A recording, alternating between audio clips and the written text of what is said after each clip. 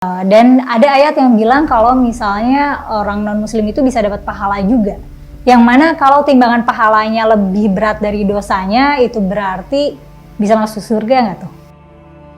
Assalamualaikum warahmatullahi wabarakatuh. Terima kasih yang sudah berada di channel ini. Yang baru mampir silahkan klik tombol subscribe dan juga loncengnya ditekan biar gak ketinggalan video berikutnya yang akan saya upload di channel ini. Teman-teman, kali ini kembali lagi saya akan membantah sebuah syubhat yang keluar dari mulutnya seorang wanita. Ya, saya tidak tahu wanita ini sengaja menyebar syubhat atau memang karena ketidakpahamannya tentang sebuah ayat tentang agama Islam sehingga apa yang tersampaikan dari mulutnya menjadi syubhat. Ya, saya berharap wanita tersebut bukan sengaja buat syubhat, melainkan memang karena ketidakpahamannya terhadap suatu ayat yang ada di Al-Quran. Tapi sebenarnya teman-teman, wanita ini udah 2 kali saya bahas di channel saya. Sebelumnya dia buat konten tentang hukum haram makan babi yang seolah-olah kelihatan di narasinya itu menyamarkan hukum haram makan babi. Metode penyampaian dalam videonya, narasinya itu pertanyaan. Ya memang kelihatan dia bertanya. Tapi tahu nggak teman-teman, tidak semua orang bertanya itu benar-benar bertanya. Ada orang yang bertanya sebenarnya dia ingin mau menyampaikan sebuah pernyataan melalui pertanyaan. Jadi aku kan dapat kabar nih kalau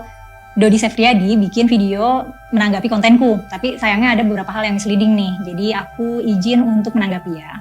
Pertama soal judulnya, konten pembodohan menghalalkan daging babi. Jadi aku tuh nggak menghalalkan daging babi ya, aku mempertanyakan alasan keharaman daging babi. Itu 2 hal yang berbeda.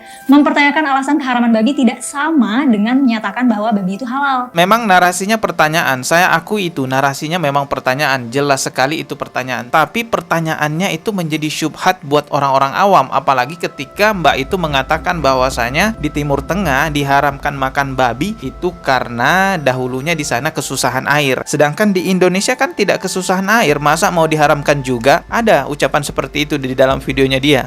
Di Timur Tengah sana kan tandus dan gersang ya, wilayah kering sehingga air tuh jadi komoditi yang langka dan berharga. Nah, sebagai hewan ternak, babi itu mengkonsumsi air lebih banyak dari manusia. Nah, ini kenapa beternak babi dan mengkonsumsi babi jadi perilaku yang gak etis. Udah tahu air langka, ini malah melihara babi, bikin manusia dan babi rebutan sumber daya air. Kayak, ente kok melihara babi ya akhi? Kita di sini semua susah air, ente malah melihara babi. Kamu ini berusaha banget gitu lah, kira-kira mungkin gitu ya. Dan this moral dikristalkan jadi ajaran agama gitu. Agama Yahudi, Islam, dan Nasrani pada waktu itu. Jadi punya produk hukum makan babi itu berdosa banget, megangnya aja najis. Loh, kalau alasannya defisit air sama Indonesia jadi nggak relevan dong. Coba Anda pikirkan teman-teman, ngapain ada orang buat video mempertanyakan hukum haram makan babi dengan narasi-narasi syubhat. Semoga mbak-mbak ini bukan bermaksud untuk mempermainkan hukum agama Islam, mempertanyakan hukum agama Islam dibuat kontroversi, dibuat syubhat demi mendongkrak view dan subscribernya ya. Semoga tidak seperti itu. Semoga niatnya memang benar-benar edukasi. Sebenarnya bukan semata-mata karena kontroversinya ya. Boleh saja kita sebagai YouTuber muslim membahas tentang kontroversi hukum-hukum Islam ataupun kejadian-kejadian yang berkaitan dengan agama Islam yang ada di masyarakat kita, terjadi di masyarakat kita. Boleh aja kita bahas kontroversinya. Akan tetapi sebagai muslim, narasi kita jangan sampai menjadi syubhat, melainkan narasi kita seharusnya malah membantah syubhat tersebut. Tapi kalau kita lihat ya, videonya mbak-mbak itu banyak sekali syubhat yang ada di dalam videonya, yang ada di dalam kontennya. Makanya saya mempertanyakan, sebenarnya ini sengaja bikin syubhat atau karena memang nggak paham. Termasuk video yang akan kita reaksi kali ini syubhatnya luar biasa juga karena dia mengatakan bahwasannya non-muslim juga bisa dapat pahala, yang mana kalau pahalanya non-muslim itu lebih besar atau perbuatan baiknya lebih besar daripada perbuatan buruknya, bisa masuk surga juga nggak tuh? Tuh narasinya pertanyaan, tapi ini bahaya sekali teman-teman. Coba ya kita simak videonya. Dan ada ayat yang bilang kalau misalnya orang non-muslim itu bisa dapat pahala juga. Yang mana kalau timbangan pahalanya lebih berat dari dosanya, itu berarti bisa masuk surga nggak tuh? Sebelum Astagfirullahaladzim. Ini dia mengutip ayat ini ya dari Al-Quran surah Al-Baqarah ayat ke-62 ya teman-teman. Kita ulang lagi ya biar jelas apa yang dia katakan dalam video ini. Orang biasa aja.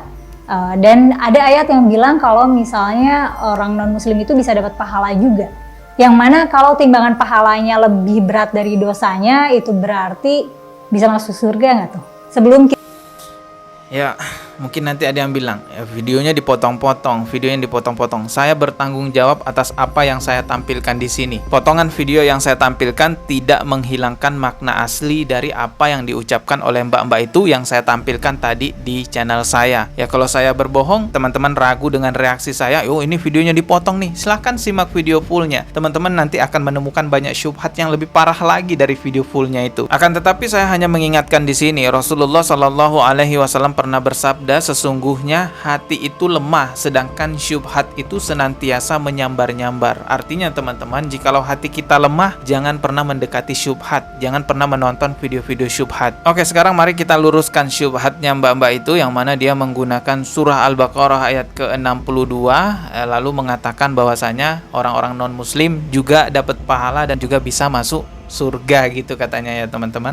Ini saya udah di websitenya Kemenak ya. Ini Al-Quran resmi Kemenak teman-teman. Sesungguhnya orang-orang beriman, orang Yahudi, orang Nasrani, dan orang Sabi'in, siapa saja di antara mereka yang beriman kepada Allah dan hari akhir serta melakukan kebajikan atau perbuatan baik, pasti mendapatkan pahala dari Tuhannya dan tidak ada rasa takut yang menimpa mereka dan mereka pun tidak bersedih hati. Nah, kalau ayat ini hanya sekedar dibaca ayatnya saja beserta artinya, maka memang mungkin orang akan salah paham ya. Orang-orang awam akan salah paham menganggap bahwa orang-orang kafir seperti di masa sekarang Yahudi dan Nasrani akan mendapatkan pahala di sisi Allah jikalau berbuat baik. Padahal tidak seperti itu maksudnya teman-teman. Kita perlu melihat tafsirnya. Saya akan tampilkan tafsir yang disediakan oleh Kemenak ya. Kalau Kemenak di sini menyediakan tafsir tafsir wajiz. Ini tafsirnya ulama Ibnu Atiyah ya. Di sini dijelaskan orang Yahudi yang dimaksud di sini adalah orang Yahudi yang merupakan umat Nabi Musa alaihissalam yang berpegang teguh dengan kemurnian ajaran Nabi Musa alaihissalam sebagai nabi sebelum Rasulullah Shallallahu Alaihi Wasallam ya, nabi-nabi terdahulu. Begitu juga orang-orang Nasrani yang dimaksud dalam ayat ini, yaitu merupakan umat Nasrani Nabi Isa alaihissalam yang berpegang teguh kepada ajaran Nabi Isa alaihissalam sebagai nabi terdahulu sebelum datangnya Nabi Muhammad Sallallahu Alaihi Wasallam. Di sini juga dijelaskan teman-teman ya. Sesudah kedatangan Nabi Muhammad Sallallahu Alaihi Wasallam, semua umat manusia diwajibkan beriman kepadanya dan seluruh ajarannya yang dibawanya, yakni dengan menganut Islam. Dan lebih jelas lagi, Kemenak menyertakan catatan kecil di sini. Ayat ini merupakan ketentuan umum bagi setiap umat pada masa mereka masing-masing. Misalnya umat Yahudi pada masa Nabi Musa alaihissalam dan umat Nasrani pada masa Nabi Isa alaihissalam. Saya perjelas lagi ya keterangannya, saya pertegas lagi penjelasannya dalam surah Al-Baqarah ayat ke-62.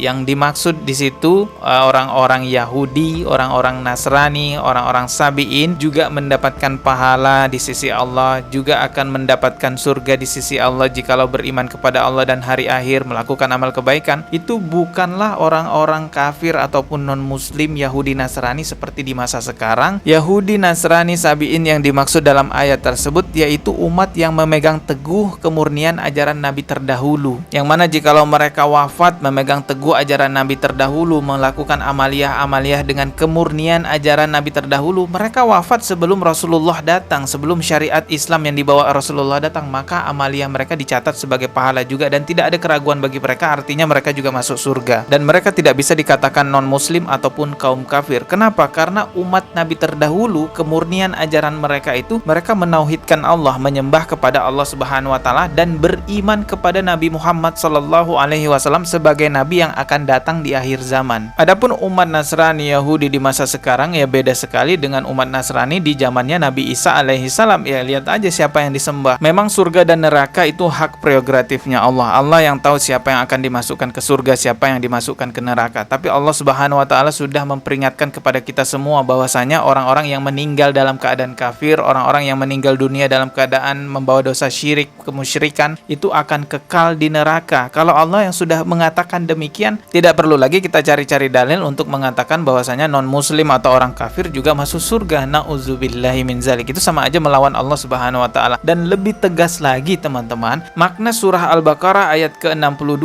yang tadi dijadikan dalil ya oleh mbak-mbak itu untuk mengatakan bahwasanya non-muslim atau orang kafir juga masuk surga, itu lebih lebih tegas lagi maksud dari ayat tersebut kalau kita lihat asbabun nuzulnya. Bagaimana dahulunya ada seorang sahabat Nabi yaitu Salman Al-Farisi radhiyallahu taala anhu bertanya kepada Rasulullah Shallallahu alaihi wasallam tentang bagaimana nasib umat nabi-nabi terdahulu yang memegang teguh ajaran nabi-nabi terdahulu. Apakah mereka akan masuk surga juga atau tidak? Maka turunlah ayat tersebut untuk menjelaskan bahwasanya tidak ada kekhawatiran dengan umat-umat nabi terdahulu. Amal-amal mereka pun akan dicatat sebagai pahala, nggak ada keraguan di antara mereka. Artinya mereka juga akan masuk surga. Jadi umat nabi terdahulu ya, dicatat baik-baik. Bukan seperti Nasrani dan Yahudi di masa sekarang. Kalaupun ada umat Yahudi ataupun Nasrani di masa sekarang yang memegang teguh kemurnian ajaran nabi-nabi terdahulu sebagaimana Nabi Isa alaihissalam, sebagaimana Yahudi itu Nabi Musa alaihissalam, tetap aja harus meninggalkan itu semua karena datangnya Nabi Muhammad Shallallahu alaihi wasallam sebagai penghapus ajaran-ajaran sebelumnya. Saya ulang lagi nih perkataan saya